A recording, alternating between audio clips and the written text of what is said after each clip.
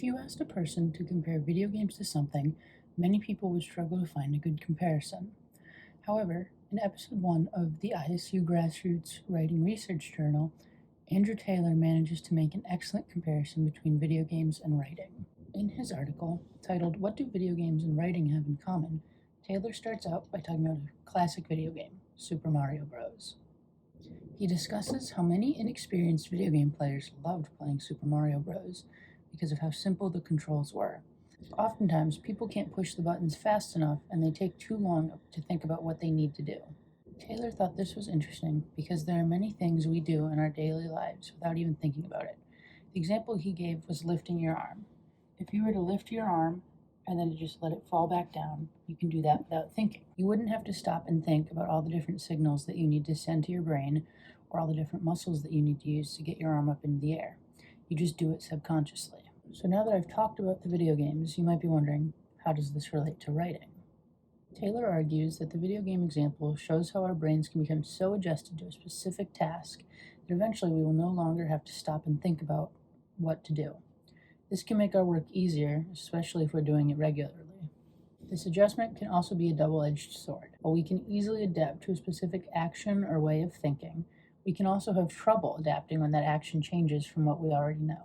By the time someone gets to college, there's a good chance they've been writing their whole life.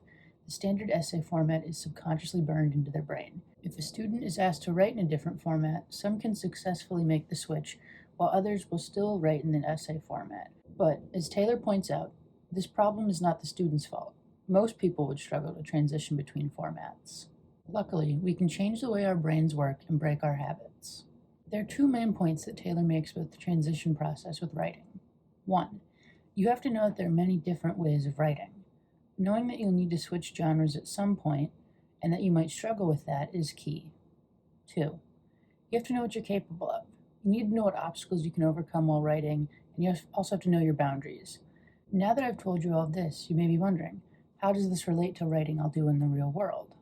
In the real world, you're probably not going to spend all of your days writing essays. Instead, you'll probably have to do a variety of different writing, like memos, evaluations, or product descriptions. All of these have different formats from each other and different formats from an essay. If you go into these types of writing knowing that you're doing something different than an essay, then you can know what not to do. For example, if you're writing a product description, you're not going to write this big, long essay introducing the product, arguing why it's the best, and then convincing customers to buy it. Instead, you're going to want to keep it short and sweet. All in all, changing writing genres can be scary, especially if you've written one way in one genre for your whole life. But, as Taylor argues, it's not impossible. We can rewire our brains and break this habit. This is an important skill to have for the real world, because you'll be doing so many different types of writing. And if your brain is stuck in just one format, then you might struggle to adapt to a different one.